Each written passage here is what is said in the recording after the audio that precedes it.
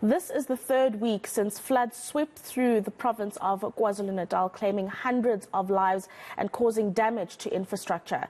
The Provincial Department of Education was made to have a media briefing.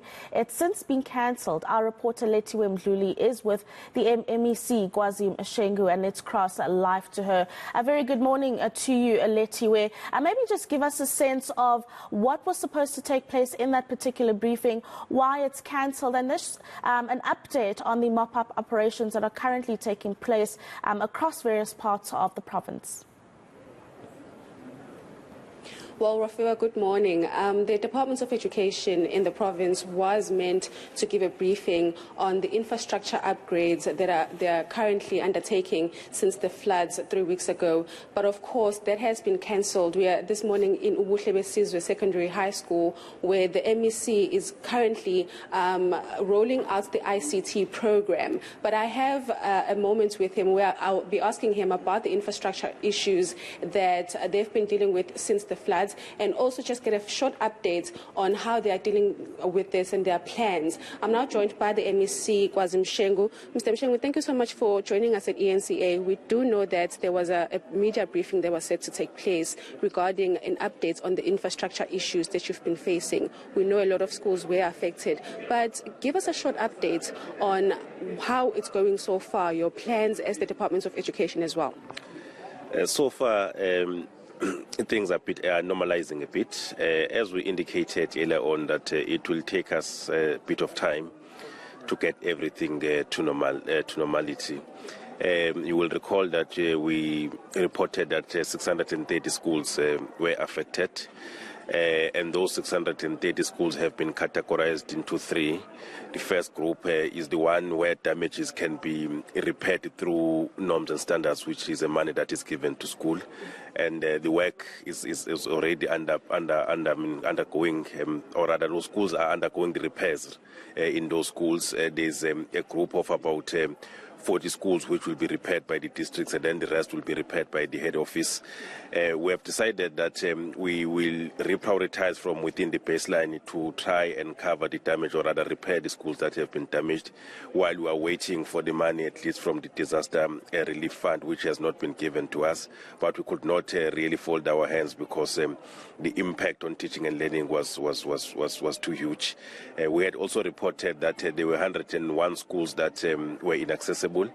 That number has been reduced to 19 because of the intervention by Department of Transport as well as SNDF. So a number of schools have really now returning to normal teaching and learning time.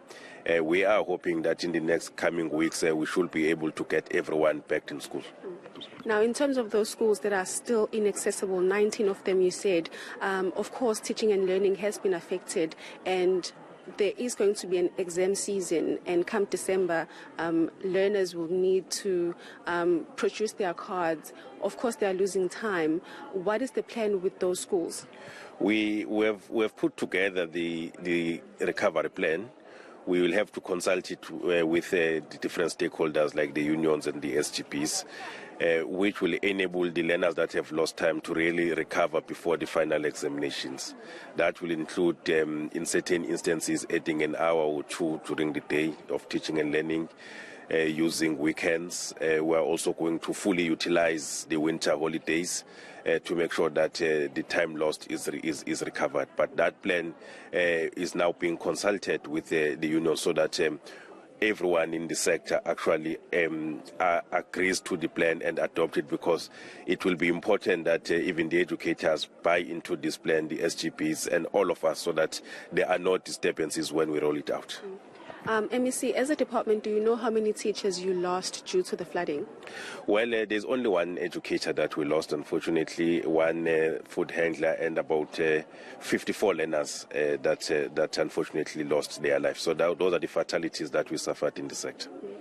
And also, last question, in terms of the schools that are inaccessible, for those learners, can they go to other schools? Because there was a statement that was released where the department was urging other schools to take in those learners, even if they do not have school uniforms. Definitely, we encourage the learners that can still have access to other schools to present themselves in those schools, as we correctly say, even if they are without uniforms, even if they lost the stationery as well as other textbooks, they will be provided for in those schools. We have made a call to all the principals in our province to make sure that they don't turn away those learners. But unfortunately, there are schools that or communities that are completely cut off, that they can't even access any other schools except the one that they are in. There's an area, for example, around Umkomazi, where one bridge was swept away, and that bridge was giving access to 4 schools. So those learners are unfortunately still at home because we're still waiting for SNDF as well as Department of Transport at least to put a temporal measure to give access to these particular schools. But those learners that can access any other schools are encouraged to do so. Thank you so much, MEC. Siyabonga. Rafiwa, that was the MEC for Education here in KwaZulu-Natal, Kwazi Mshengu. 19 schools still remain inaccessible. There are plans that they've put in place, but of course, catching up will be a challenge for those learners. But he is saying that they're going to make plans to have those learners enrolled in winter schools and also having extra hours so that they can catch up on their curriculum. And very importantly, they're highlighting that unions will also have to be addressed because it is the educators that will also have to contribute to making sure that the kids catch up. Lethiwe Mdluli, thank you very much for your time this morning. And still to